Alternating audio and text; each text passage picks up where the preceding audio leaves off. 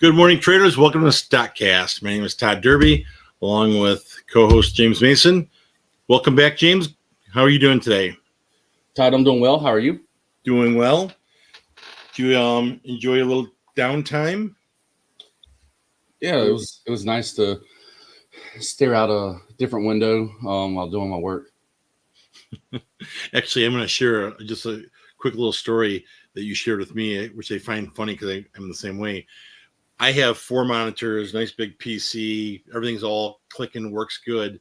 But when you travel, you downsize, and you were sharing with me how you had to work from one monitor, how it was a little more challenging because you're used to having the pleasures of a nice desk, but you still found a way to make it work. Yeah, it was borderline miserable. Like I don't see how people trade on their phones. Like I can't even. I mean, not that good, but for me, because I'm so used to having multiple displays, it was hard to do anything with one monitor. No, you seriously, we've First talked world problems, you know. Yeah, we've talked about how we have members who have like, man, I had a losing trade, and we start to talk to them. We find out that they trade in between customers at their work, or they try to run in the bathroom and do it on their phone. I don't know how they do it. I couldn't imagine putting a $20,000, $30,000, $40,000 trade in play on my cell phone. I know it's kind of like running out to the casino floor, grabbing the dice, shaking them in your hand, and just throwing them, and then taking off, running back to your job. You're like running away, going, "Oh, 7 out! Oh, damn!" Yeah. I mean, that's how I kind of imagine it being for them. Like I couldn't do it. I almost wonder if someone who's traded on their phone, that once they got a computer and they started like set up, they're like, man, I can't believe I've been doing this on my phone for all this time. You mean to tell me charts have all these extra candlesticks and indicators and colors? Yeah. Oh man, it kind of actually reminds me of when I used to start making YouTube videos for trading. I would have some complaints in the very beginning. Some people just complaining that, oh, I can't see your charts. And I'm like, how can you not see my damn charts? you know? And, I would get on my computer, look it up. I'm like, I can see my charts, plain as day. And they kept bitching about it. And I asked them, I said, what are you looking at it on? He was like, my phone. I said, well, no shit, you can't see my charts. You're looking at it on a 3-inch screen. Oh man! All right. So a quick update. Even though you were doing a little work, there wasn't a whole lot going on. Spy did his thing. You've been tweeting about that, but small cap market's been slow. It's been dead. I wouldn't say stuck in the mud because there hasn't been a whole lot of activity. Hopefully, after this earnings season, we start to see a pickup in the small cap world. So hopefully, this week is going to be extremely critical for everyone. Potentially, I personally feel that Jerome Powell is going to increase the rates 100 basis points on Wednesday. And I mean, that's just my personal opinion. If that happens, in theory, the market should just plummet. Y'all ever seen a YouTube video of someone jumping out of a plane with a parachute, and the parachute lose the wind within its cells, and how the parachute just kind of it does this weird thing where it just kind of like it floats up, but then it just plummets, and you just start faster and faster and faster. What makes you think 100 points? Because the media, and it's repeated throughout the media, they're saying 75, and I know 75, 100 is not much difference, but it will make a difference to certain people in the market. So are you guessing, or are you just got a gut feel? Is it your prediction? I just have gut feeling because, I mean, the last time they did 75 basis points, and we saw how much inflation just still kept going up. I'm sure it did soften the momentum some, but I mean, you got to think Jerome Powell's position, it is political. And if inflation keeps going up, he just keeps catching shit for it. Because you have to blame somebody for it. Right. So with the 75-point increase the last time, and it's still going up the way it did, and then also they're not going to be another FOMC meeting until September, I believe. I think they're taking the month of August off for summer recess. I think they're going to hit it good. I think they're going to hit it good to soften it, and that way it will give them really that cushion to buy themselves that time. So the last 2 or 3 increases, we've actually seen a bullish response, and the conversation steered towards the thought that the basis points was already baked into the market. And so the question is now, and even Jordan just posted on our chat box here, like how much of the market is baked in for 100 basis points, which I've struggled with because we've had this last week a little bit of a little bit of a bull run. Like we've gone from low 380s to cracking 400. So it's I'm wondering how that's baked in there already. It's just manipulation. I mean, that's really all it is. I mean, a couple years ago, if someone would have said that that trading was gambling, it's just 100% manipulation, I would have got defensive over it. But nah, it is. I mean, it is. like I could have definitely agreed with them if they said small caps. Absolutely manipulated.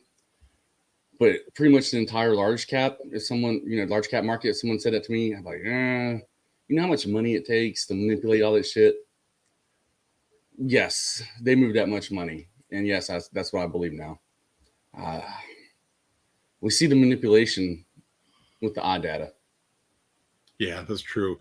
And especially because you can see it as it happens in real time, and you can see what's going on. So right now, let's talk about the SPY and the data that you've been analyzing. Right now, you don't have any SPY contracts, either puts or calls, correct? No, there's no point in getting into the full trading, whatever last week you would call just trading in general,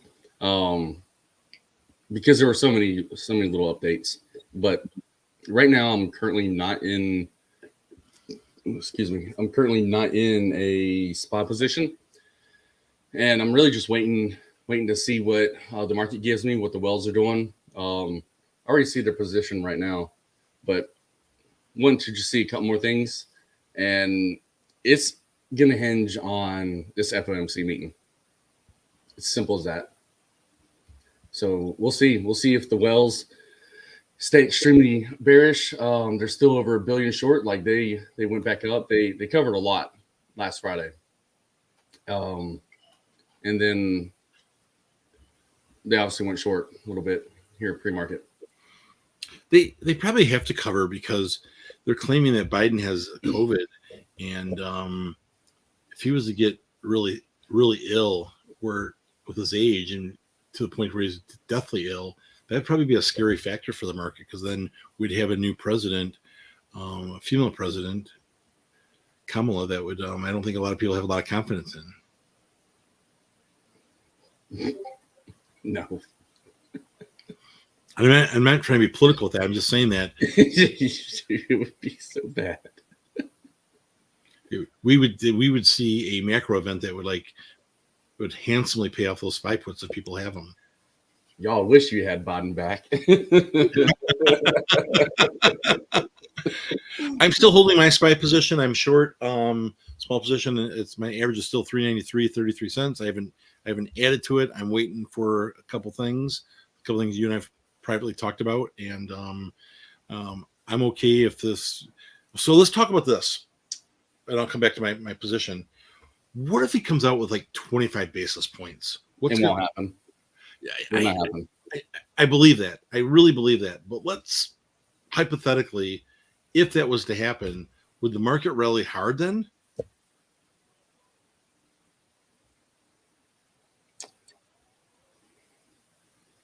Or would they be in such Probably shock? not. Or would they be in such shock they'd be like, they would, it would just be a clear act of manipulation that they wouldn't trust it. It would have a negative effect on the market.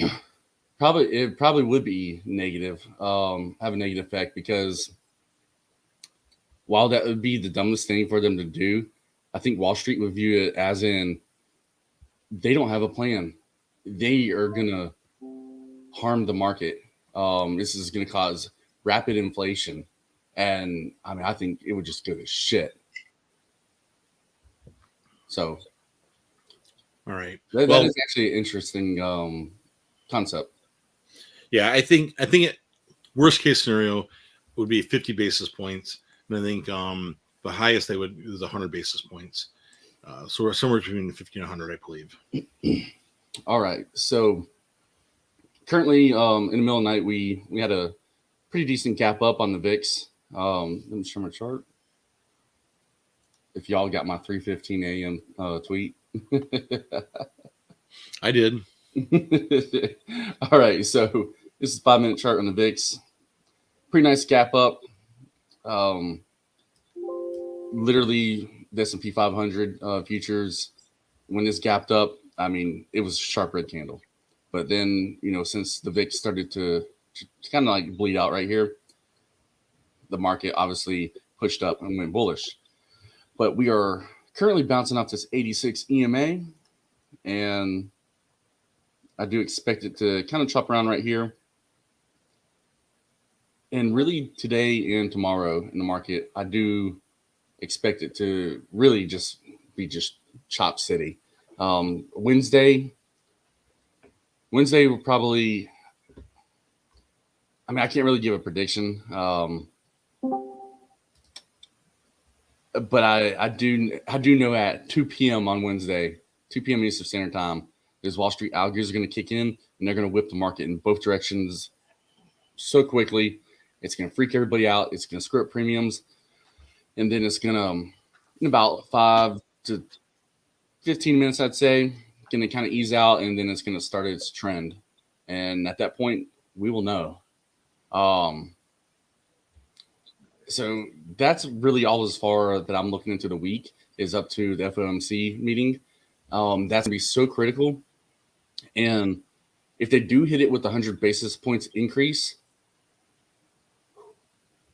man, the market has not experienced that since, I might be wrong here, but I think 1994. I could be wrong. But it's been a long time. And it's going to be interesting. So I'm pretty much going to just follow the wells, see what the wells are doing, what they know, and kind of take it from there. So that's kind of my plan. That's really as far as I can narrow it down to until I start to see what everybody's doing in the market. So really, it's a light trading weekend until for sure, until Wednesday 2 o'clock, and see what happens there. Mm-hmm. Yeah. Yep, for sure. And then once I know that, I mean, I'm probably gonna just ride SPY contracts, since it's just, since I'll be watching the SPY, it's just gonna be easy to take them. But really, I mean, if the SPY starts to tank, I mean, shit. For the most part, pretty much tech you can short. I mean, I necessarily wouldn't go short in Tesla. That's always a wild one to short. I don't know. We'll just have to see. I don't want to say too much, because if I start talking too much in advance, people start to think that I'm going to take positions in something, and they'll enter early. Yeah, wait, like when there's no point of even entering. Just because I said it.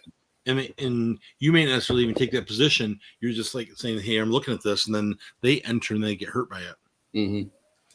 Well, for me, I think it's going to be interesting. It's a big earnings week. There's a lot going on. What a crappy time to be announcing your earnings on Wednesday after hours or Thursday this week?